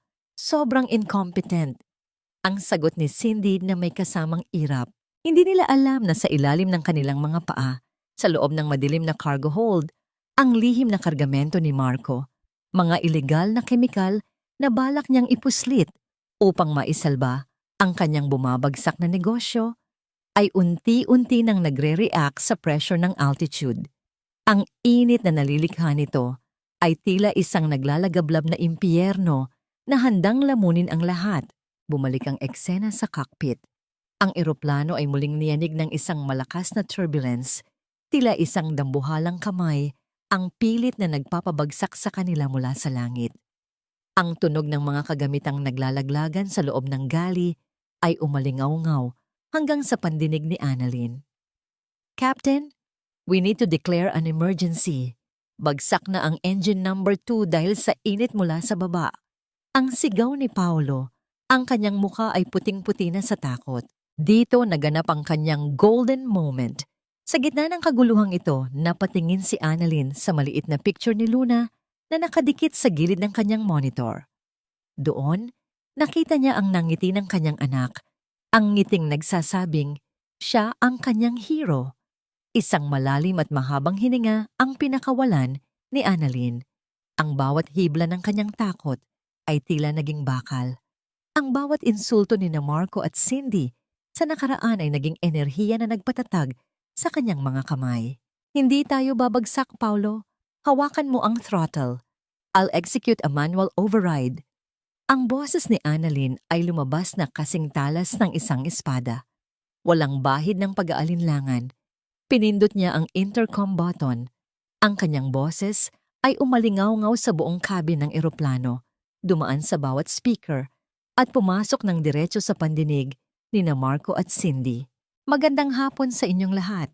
Ito ang inyong captain, Annalyn Reyes, Manalo. Nakakaranas tayo ng matinding technical emergency at weather disturbance. Manatili kayong kalmado at sundin ang lahat ng instruksyon ng ating flight crew. Gagawin ko ang lahat upang ilapag ang eroplanong ito ng ligtas." Uulitin ko, ito si Captain Annalyn Reyes at hindi ko kayo pababayaan. Sa upuan 14A, nabitawan ni Marco ang kanyang baso ng alak. Ang tunog ng pagbasag ng kristal sa sahig ay tila kasabay ng pagkadurog ng kanyang kayabangan. Ang kanyang muka ay naging kasing puti ng papel. "Annalyn, siya ang piloto?" Si Cindy ay napabitaw sa kanyang lipstick. Ang pula nito ay humaba sa kanyang pisngi na tila isang sugat. "Hindi maari." Ang janitress, isang malakas na kulog ang yumanig sa buong eroplano, kasunod ng isang nakakasilaw na kidlat na tumama sa pakpak. Ang cabin lights ay aandap-andap na namatay at muling nabuhay. Ang sigawan ng mga pasahero ay humalo sa tunog ng hangin sa labas. Naramdaman ni Annalyn ang bigat ng eroplano na tila hinihila siya pababa sa kawalan. Sa harap niya, ang dagat ay tila isang madilim na bibig na handang lumamon sa kanila. "Annalyn! Hindi ko na mahawakan ang altitude. Mawawalan na tayo ng control." Ang desperadong sigaw ni Paolo. Ang bawat segundo ay tila isang taon ng paghihintay. Sa gitna ng panganib na ito, ang buhay ng taong pumatay sa kanyang puso ay nakadepende sa parehong pusong yon na pilit niyang binubuhay. Kaya ba niyang iligtas ang mga taong nagnanais ng kanyang pagbagsak o tuluyan na silang lalamunin ng galit ng langit at ng nakaraan? "Iligtas mo kami, Annalyn. Gawin mo ang lahat. Ayoko pang mamatay. Hindi mo ba alam kung gaano pa kayaman ang kumpanya ko? Iligtas mo ako." Ang boses ni Marco ay nagsusumamo, puno ng desperasyon at takot na maririnig sa pamamagitan ng intercom mula sa cabin. Wala na ang mapagmataas na Ginoo. Wala na ang boses na dati ay nagpapaiyak kay Annalyn sa takot. Ngayon, ang boses na yon ay tila isang bata na nagmamakaawa sa gitna ng dilim. Sa kabilang banda, ang mga pasahero ay nagkakagulo na. Ang mga hikbi at panalangin ay humahalo sa tunog ng nagngangalit na hangin sa labas ng eroplano. Sa loob ng cockpit, ang bawat hininga ni Annalyn ay tila isang pakikipaglaban sa bigat ng atmosfera. Ang eroplano ay nanginginig ng malakas. Ang mga bakal na bahagi nito ay dumadaing na tila bahihinto na sa anumang sandali.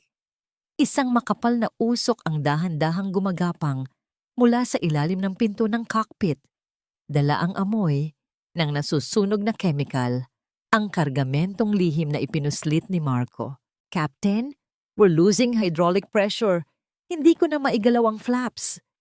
Ang sigaw ni Paulo, ang kanyang mga kamay ay nanginginig sa control wheel.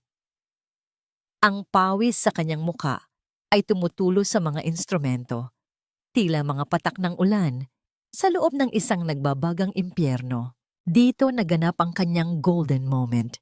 Sa gitna ng kaguluhan, napansin ni Annalyn ang kanyang sariling mga kamay. Ang mga daliring iyon ay may mga bakas pa ng mga sugat mula sa matapang na kemikal na ginamit niya noong siya ay naglilinis pa ng mga banyo sa airport.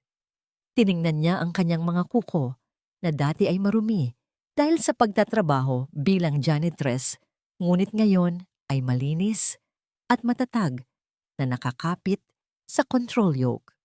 Napagtanto niya, ang lahat ng hirap, ang lahat ng pagyuko niya sa lupa ay paghahanda lamang para sa sandaling ito. Ang lakas na nakuha niya mula sa kahihiyan ang siyang nagpapatibay sa kanya ngayon upang hindi bumigay. Ang bawat kalyo sa kanyang palad ay naging bahagi ng kanyang pagkapit sa buhay ng lahat ng pasahero. "Paulo, tumingin ka sa akin." Ang boses ni Annalyn ay lumabas na mahinahon. Halos isang bulong ngunit may awtoridad na tila isang anghel sa gitna ng bagyo. "Isipin mo si Luna. Isipin mo ang lahat ng naghihintay sa atin sa lupa. Hindi tayo bibitaw. Manual steering initiated. Gagamitin natin ang thrust ng engine number 1 para itama ang direksyon." Sa labas, ang kidlat ay muling gumuhit sa langit. Nagbibigay ng panandali ang liwanag sa naglalakihang alon ng dagat sa ibaba. Ang visibility ay 0, ngunit sa isipan ni Annalyn, ang mapa ng himpapawid ay malinaw pa sa sikat ng araw. Ginamit niya ang bawat instinct na itinuro sa kanya ni Captain Hernandez at ang bawat pakiramdam na nakuha niya noong siya ay lumilipad pa 10 taon na ang nakalilipas. "Brace for impact!" Ang huling utos ni Annalyn sa intercom. Ang mga gulong ng eroplano ay humalik sa basang runway ng Clark International Airport sa gitna ng matinding ulan. Ang tunog ng pagkiskis ng goma sa semento ay tila isang mahabang pagsigaw ng tagumpay laban sa kamatayan. Ang eroplano ay sumayaw sa gitna ng tubig, pilit na humahanap ng balanse, habang ang preno ay naglalabas ng matinding init. Sa bawat segundo, ang takot ay tila isang dambuhala na humahabol sa kanila. Ngunit si Annalyn ay nanatiling matatag, ang kanyang mga mata ay nakatitig sa dulo ng runway. Nang tuluyang huminto ang eroplano, ang katahimikan sa loob ng cabin ay mas nakakabingi kaysa sa bagyo. Pagkalipas ng ilang sandali, ang mga pasahero ay nagsimulang magpalakpakan. May mga humahagulgol sa tuwa at may mga nagyakapan sa gitna ng kaligtasan. Dahan-dahang binitawan ni Annalyn ang control wheel. Ang kanyang mga kamay, na kanina ay kasing tigas ng bakal, ay biglang nanginig. Ang lahat ng emosyong pinigilan niya. Ang galit kay Marco, ang pangungulila kay Luna, ang takot na mabigo, ay biglang bumuhos. Isang luha ang pumatak sa kanyang pisngi. Isang luhang hindi ng pighati, kundi ng paglaya. Binuksan niya ang pinto ng cockpit. Ang unang bumungad sa kanya ay ang mga bumbero at rescue team na nagmamadali sa labas. Ngunit sa gitna ng mga tao, nakita niya si Marco. Nakatayo ito sa labas ng pinto. Ang kanyang buhok ay gulo-gulo. Ang kanyang mukha ay puno ng uling at takot. Ang dating makapangyarihang asawa ay mukhang isang basang sisiw sa gitna ng ulan. Lalapit sana si Marco upang yakapin si Annalyn. Marahil ay upang magpasalamat o upang muling gamitin ang kanyang kagandahang loob. Ngunit tumigil ang lalaki nang makita ang tingin ni Annalyn. Ang tingin ni Annalyn ay hindi na ang tingin ng isang asawang martir. Ito ay tingin ng isang babaeng lumampas na sa langit at nakita ang katotohanan. "Captain Reyes, safe na ang lahat ng passengers," ang sabi ng isang ground crew habang binibigyan siya ng kumot. "Salamat," ang maikling sagot ni Annalyn. Tiningnan niya si Marco. Pagkatapos ay kay Cindy na nasa likuran nito na nanginginig sa takot. Marco, ang kemikal na dala mo, alam ko kung ano yon. At ang batas ang susunod mong makakaharap, hindi ako. Tumalikod si Annalyn at naglakad palayo. Ang bawat hakbang niya sa basang semento ay tila isang deklarasyon ng kalayaan. Ngunit sa kanyang paglayo, narinig niya ang boses ng isang pulis mula sa malayo na tumatawag sa kanyang pangalan. Captain Reyes! May bata pong naghihintay sa iyo sa gate. Sinundo po siya ni Captain Hernandez. Ang puso ni Annalyn ay tila muling sumabog sa tuwa. Ngunit sa gitna ng kanyang pagtakbo patungo sa gate, nakita niya ang isang itim na sasakyan na nakaharang sa kanyang daan. Ang bintana nito ay dahan-dahang bumaba at ang nakita niya sa loob ay nagpatigil sa kanyang mundo. Sino ang taong ito na tila may hawak ng huling alas sa laban para sa kanyang anak? Walang halaga ang lahat ng yaman mo kung ang langit na mismo ang nagpasyang bawiin ang lahat mula sa iyo, Marco. Ang boses ni Annalyn ay hindi na nanginginig. Wala na itong bahid ng takot o pag-aalinlangan. Nakatayo siya sa gitna ng tarmac ng Clark International Airport. Ang kanyang puting uniforme ng piloto ay basa ng ulan at may bahid ng uling. Ngunit ang kanyang tindig ay mas matikas pa sa anumang gusaling pag-aari ni Marco. Sa paligid nila, ang mga asul at pulang liwanag mula sa mga sasakyan ng pulis at bumbero ay nagpapalit-palit ng kulay sa basang semento, tila mga saksi sa isang paghuhukom na matagal nang inaantay. Si Marco ay nakatayo sa harap niya, nanginginig ang buong katawan. Ang kanyang mamahaling suit ay gusot-gusot at basa. Ang kanyang buhok na laging maayos ay nakadikit na sa kanyang noo dahil sa pawis at ulan. Sa tabi niya, si Cindy ay umiiyak ng malakas habang ang isang pulis ay dahan-dahang inilalagay ang posas sa kanyang mga kamay. Hindi ko alam ang tungkol sa kargamentong yon. Si Marco ang may-ari niyan. I was just a passenger. Ang sigaw ni Cindy. Ang kanyang boses ay matinis at puno ng pagtataksil. Marco, bakit mo ako idinamay rito? Tumingin si Marco kay Cindy nang may halong pandidiri, ngunit wala siyang masabi. Ang lahat ng kanyang koneksyon, ang lahat ng kanyang pera, ay walang silbi sa harap ng mga ebidensyang natagpuan sa loob ng nasusunog na cargo hold.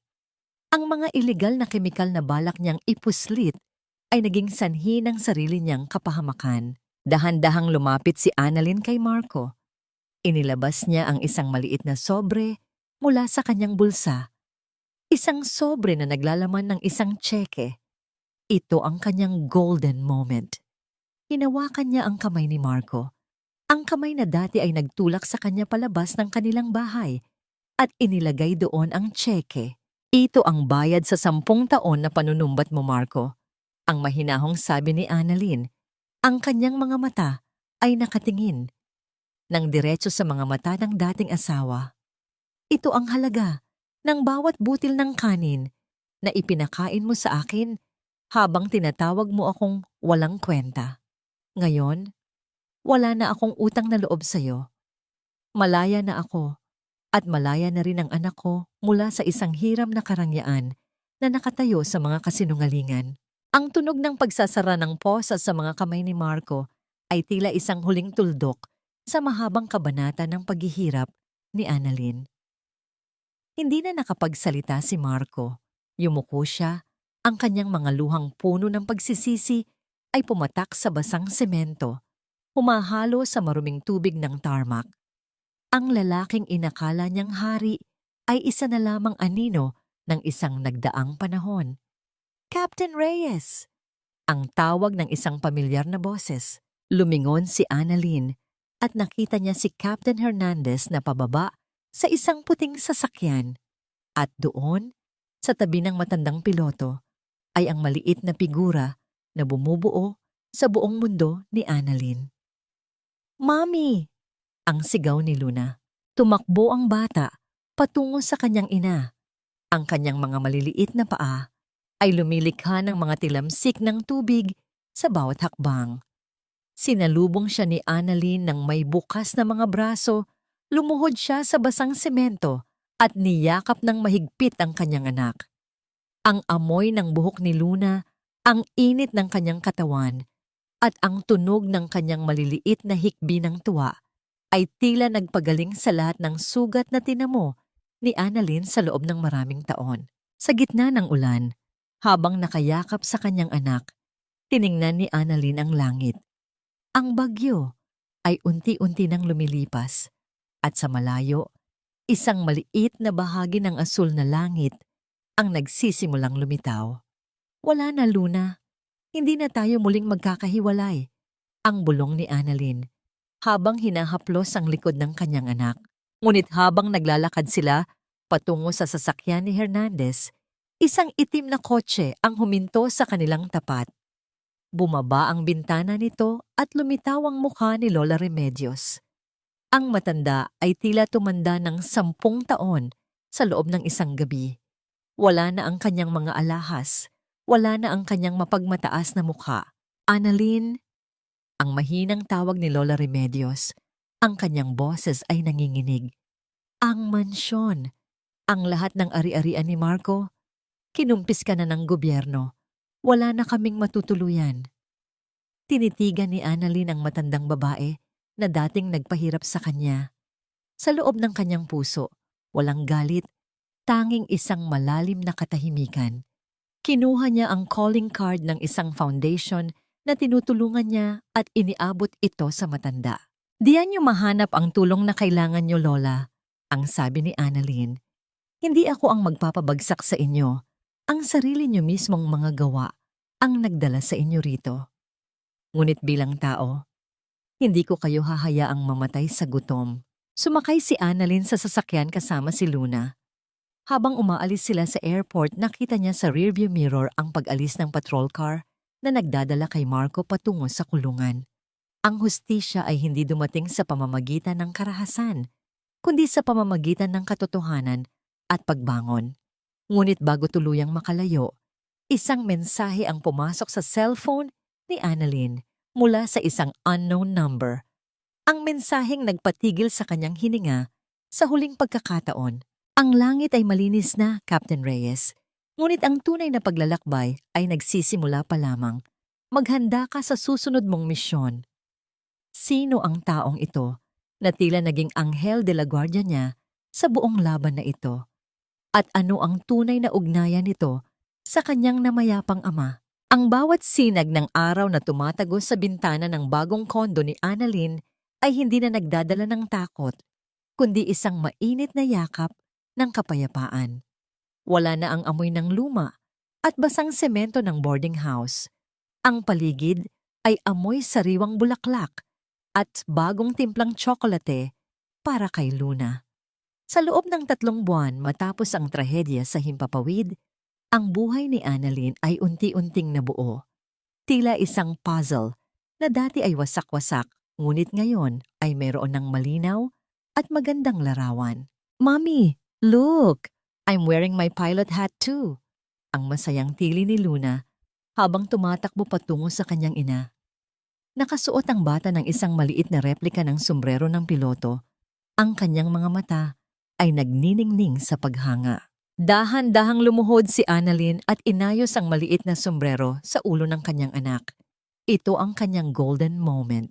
Hinawakan niya ang maliliit na pisngi ni Luna at sa isang sandali, naramdaman niya ang lahat ng pagod na tila naglaho. Ang bawat sakripisyo, ang bawat gabing pinaluha siya ni Marco, at ang bawat banyo na nilinis niya ay sulit na dahil sa ngiting ito. Ready ka na ba, baby? Ihahatid ka muna ni Mommy kay Captain Hernandez bago ako pumunta sa airport. Ang malambing niyang sabi. Sabay halik sa noo ng bata. Bago sila umalis, dumaan muna si Annalyn sa lumang hangar kung saan siya lihim na nagsanay noon. Doon, naghihintay ang taong naging anino niya sa gitna ng dilim. Isang lalaking nasa edad na 60, nakatayo ng tuwid at may bakas ng dangal sa bawat galaw. Ito si Captain David, ang dating best friend ng kanyang namayapang ama. Captain David, kayo po pala ang nagpapadala ng mga mensahe. Ang mahinang sambit ni Annalyn habang tinatanggap ang isang lumang leather-bound logbook mula sa matanda. Hindi ko hinayaang mamatay ang pangarap ng tatay mo para sa iyo, Annalyn. Ang sagot ni David. Ang boses ay puno ng emosyon. Alam ko ang ginagawa ni Marco noon pa man, ngunit kailangan kong magantay ng tamang panahon upang matulungan kang makatayo sa sarili mong mga paa. Ang tagumpay na ito ay sa iyo, hindi dahil sa akin, kundi dahil hindi ka sumuko sa gitna ng unos. Nalaman ni Annalyn na ang lahat ng tulong, ang pagpasok niya sa scholarship, ang pagtatago ng kanyang files, at ang pagbabantay sa kanya ay bahagi ng huling hiling ng kanyang ama kay David. Isang luha ng pasasalamat ang gumulong sa pisngi ni Annalyn. Ang kanyang ama ay hindi siya iniwan, nanatili itong gabay sa bawat paglipad niya. Pagdating sa airport, hindi na janitress ang turing sa kanya. Ang bawat ground crew, bawat flight attendant, at bawat opisyal ay sumasaludo sa kanya ng may tunay na respeto. Siya ang hero pilot ng Sky Pilipinas, ang babaeng nagpatunay na ang tunay na kapangyarihan ay hindi nasusukat sa yaman, kundi sa tibay ng loob. Sa loob ng cockpit ng isang bagong Airbus A350, dahan-dahang umupo si Annalyn. Hinaplos niya ang throttle, ang control yoke, at ang mga instrumentong tila nakikipag-usap sa kanya sa isang pamilyar na wika. Wala na ang kaba, wala na ang multo ni Marco. Ang lalaking iyon ay nahaharap na sa habang buhay na pagkakakulong dahil sa ilegal na pagpupuslit ng kemikal at tangkang pananabutahe sa seguridad ng bansa. Si Cindy naman ay tuluyan nang nawala sa eksena. Iniwan ang lahat ng kahihiyan sa likuran. Sky Pilipinas 101, cleared for takeoff. Have a safe flight, Captain Reyes. Ang boses mula sa tower ay tila isang musika sa kanyang pandinig. Copy Tower, Sky Pilipinas 101, rolling now. Ang sagot ni Annalyn. Itinulak niya ang throttle. Ang tunog ng mga makina ay naging isang malakas na dagundong ng kalayaan. Habang bumibilis ang eroplano sa runway, naramdaman ni Annalyn ang bigat ng gravity na tila yumayakap sa kanya. Isang yakap na nagsasabing narito na siya sa lugar na tunay niyang pag-aari. Ang eroplano ay dahan-dahang umangat. Sa bawat talampakan na inakyat nila, ang mga gusali sa ibaba ay naging maliliit na tuldok, kasama na ang lahat ng pait ng kanyang nakaraan. Ang ulap ay tila naging isang malawak na duyan na tumatanggap sa kanya. Tumingin si Annalyn sa labas ng bintana. Ang langit ay asul na asul, walang hanggan, at puno ng pag-asa. Para sa iyo ito, Dad. Para sa iyo ito, Luna. Ang bulong niya sa hangin. Sa wakas, si Annalyn ay hindi na lamang lumilipad upang makatakas. Lumilipad siya dahil meron na siyang patutunguhan. Ang kanyang mga pakpak ay hindi nahiram at ang kanyang langit ay wala na sa ilalim ng anino ng sinuman. Ang tunay na paglalakbay ay hindi ang paglayo sa sakit, kundi ang paglipad ng mas mataas kaysa rito. Isang taon ang mabilis na lumipas, tila isang kumpas ng mga pakpak sa malawak na kalangitan.